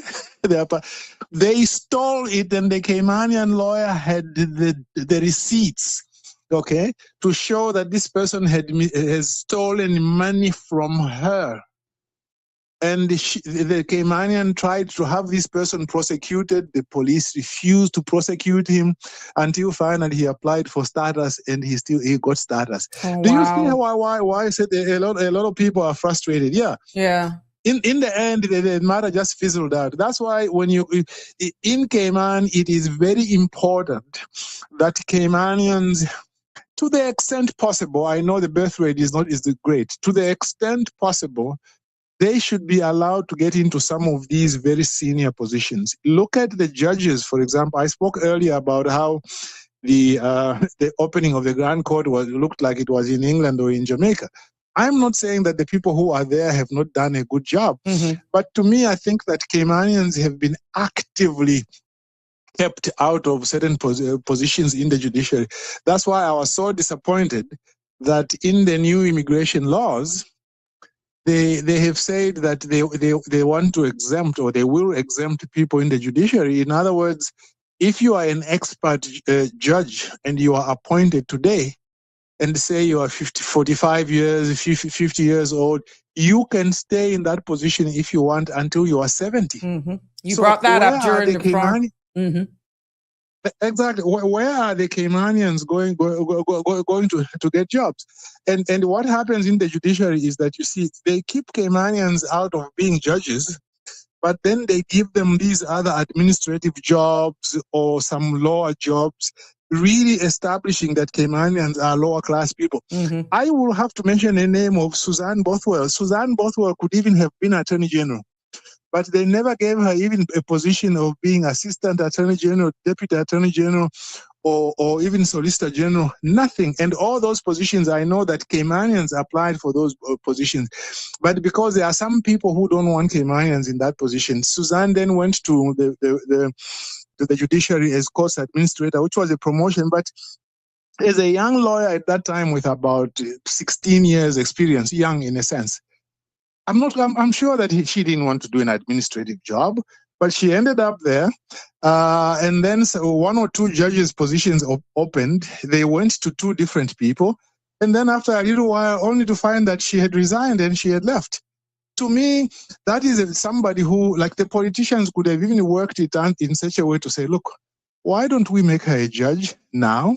Once she is a judge, maybe in 4 or 5 years, we can create a position of Deputy Chief Justice. She could become Deputy Chief Justice. That's what they do in other countries.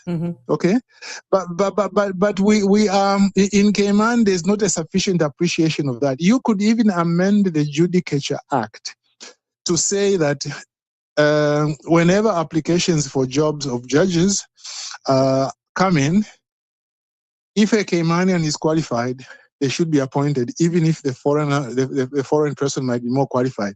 You see, this is the thing I always tell people. I've never met a Caymanian, and I don't think I'll ever meet a Caymanian who tells me that they want a job they are not qualified for. No.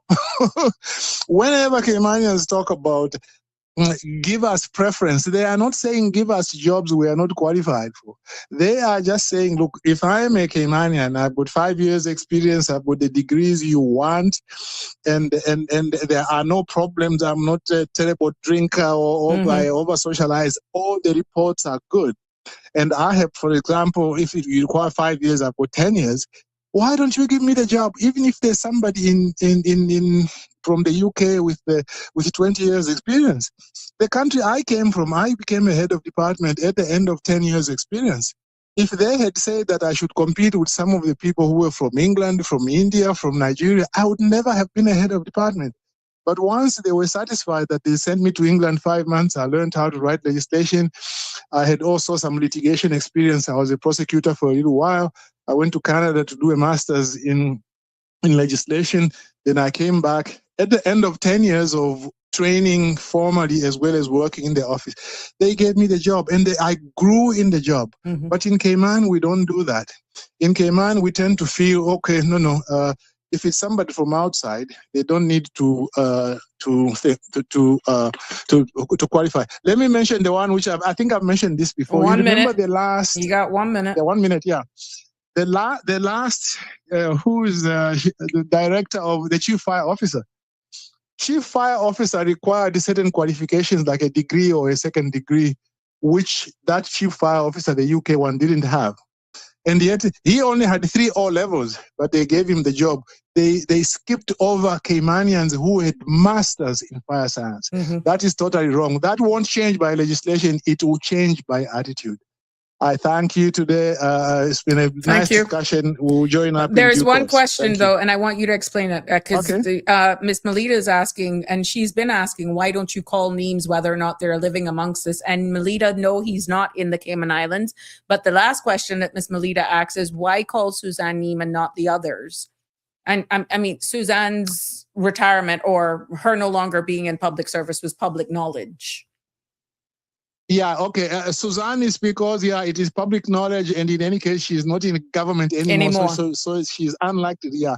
But the ones who I didn't call earlier on, because some of them are still in government, there might be some repercussions. Correct. That's Correct. why. Thank you. I just wanted Okay. you to share that, explain, and then still answer Miss Melita. But thank you so much.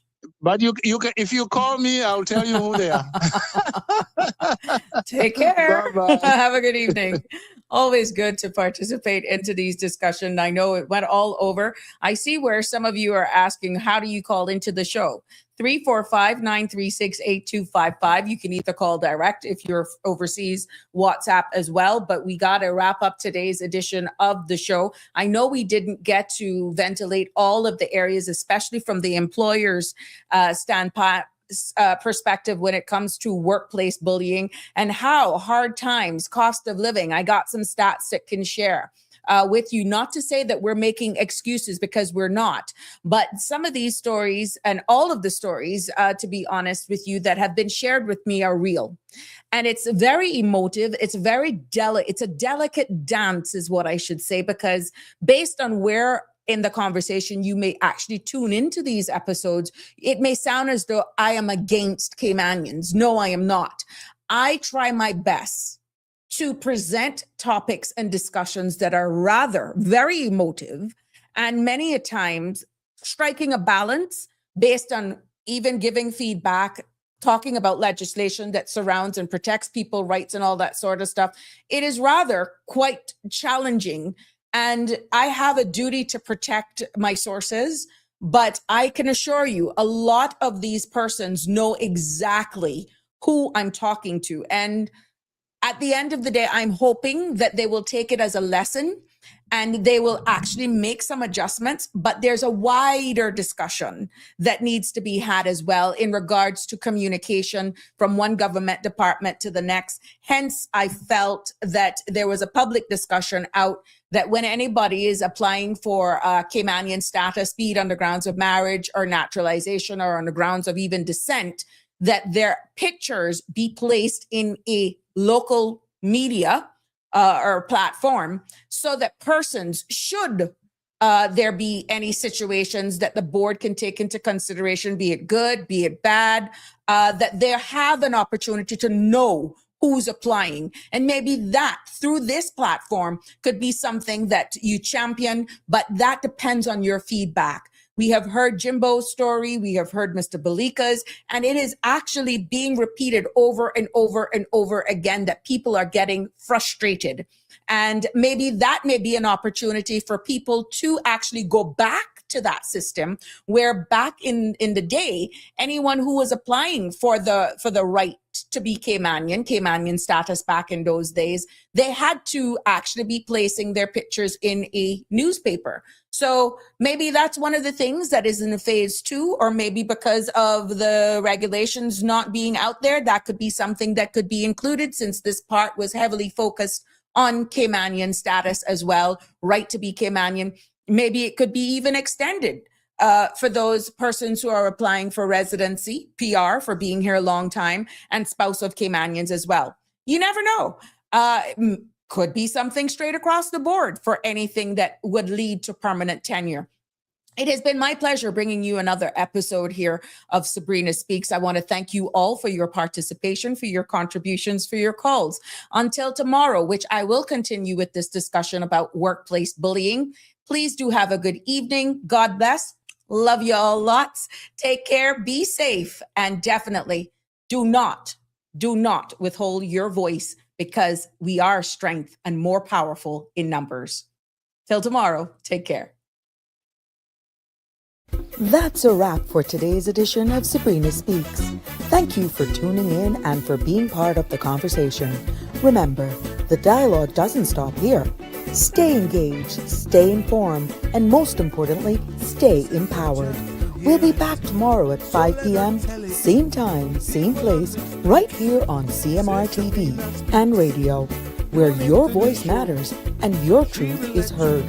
Until then, Cayman, take care of yourself and each other. That's it for today's edition of Sabrina Speaks, where your voice matters, your story counts, and your truth is always welcome. Join us weekdays from 5 until 6:30 p.m. right here on CMR TV as we dive into the topics that matter most to you. Catch the show live or on demand at cmrtv.com. And don't forget to follow us on Facebook, YouTube, and Instagram so you never miss a moment. Until next time, stay informed, stay engaged, and always speak your truth.